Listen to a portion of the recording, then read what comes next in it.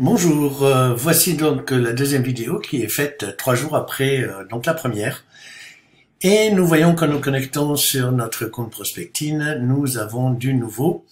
Et notamment notre amie Margot de Prospectine qui nous propose en 10 étapes de faire le suivi des scénarios. On va faire le tour ensemble, on va la suivre. Donc suivant, voilà les prospects actuellement dans votre scénario. Vous voyez que là, j'ai tous les prospects qui sont dans le scénario actuellement. Alors, certains, vous voyez, sont dans le message numéro 2, conditions remplies, en attente d'un délai d'1 jour, voilà, suivez ici. Alors ici, ça permet de suivre le déroulé du scénario sur l'ensemble des personnes, d'accord? Alors, ici, on a l'état. L'état, soit ils sont sortis, soit stoppés, soit répondus, soit en attente d'une condition, d'un délai, ou en file d'attente. Ok? Donc là, nous, on est en attente d'un délai d'1 jour, d'accord?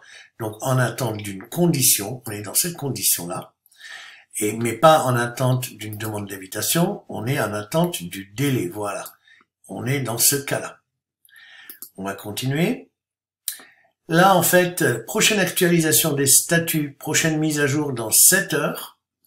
Les statuts s'actualisent toutes les 12 heures, 1 heure et 13 heures heure française. C'est pourquoi un délai de X jours peut en réalité durer X jours plus 12 heures. Donc ça ne nous concerne pas. Il faut juste savoir que les profils sont mis à jour toutes les 12 heures. Donc les profils des personnes que vous avez importées dans Prospectine, bien entendu.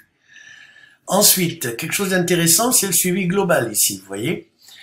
Ici, on a chaque prospect qui répond à un message est automatiquement sorti du scénario, respectivement de haut en bas et de gauche à droite. Le nombre de prospects actuellement dans le scénario, donc on en a 137. Nombre de prospects sortis du scénario, je vous rappelle qu'on est parti sur la précédente vidéo sur 143.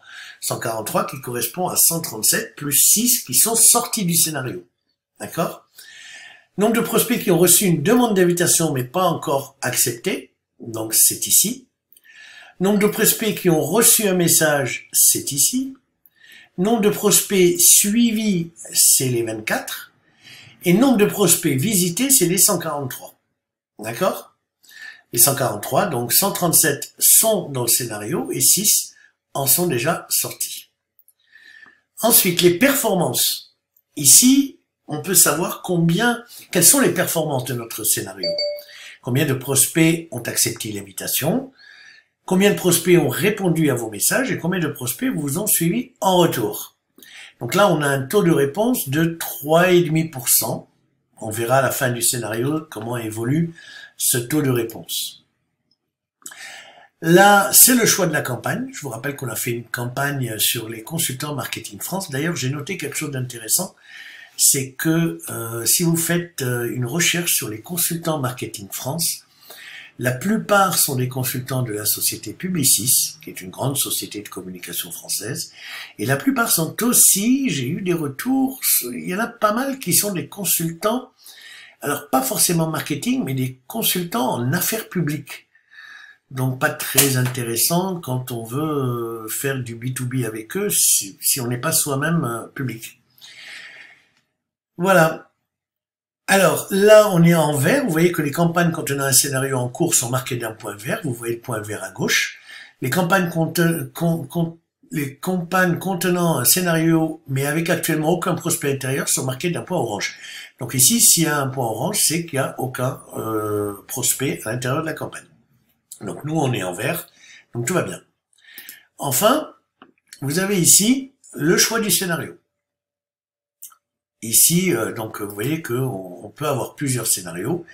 J'ai choisi le scénario 1 que j'ai prévu pour cette campagne. Enfin, on a ici le choix de l'instance. Ici, on peut choisir la date de lancement des prospects dans le scénario. Il n'affichera que les prospects mis à cette date dans le scénario.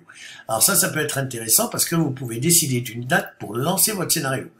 Vous pouvez dire, par exemple, je décide du 1er du mois prochain, ce qui me laisse 30 jours pour aller à la recherche des profils qui m'intéressent, avec une recherche pour les insérer dans Prospectine avant de lancer en fait le scénario Ça me laisse donc 30 jours de délai.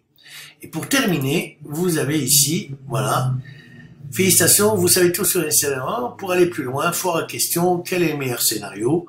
Alors là, évidemment, je vous laisse découvrir parce que ça va probablement nous envoyer sur le blog de Prospectine, qui est un blog qui est très bien fait, je dois dire. Hein. Voilà, effectivement, blog.prospectine.fr. Comment utiliser les scénarios? Donc là, ben, je vous laisse lire. Hein. Mais en fait, voilà, pour un produit gratuit, franchement, il est vraiment pas mal. Alors, il peut être aussi couplé avec d'autres produits comme Podawa ou Piwa sur lesquels je reviendrai, mais pour l'instant, restons sur Prospectine. Voilà, c'est donc quelque chose que je vous recommande. Et dans la semaine prochaine, nous allons voir ensemble un autre outil dont je vous parlerai donc la semaine prochaine. Je vous souhaite une bonne semaine. Mettez en place Prospectine. Je vous rappelle que Prospectine est d'abord une extension. Cette extension, vous l'avez ici. D'accord? Vous voyez que ici, en cliquant sur le CRM, on revient ici sur voilà, notre CRM avec une file d'attente vide. Voilà. Oh, c'est déjà la fin. Vous venez d'arriver à la fin de votre période. Alors attention. Essayez de profiter au maximum de la version gratuite.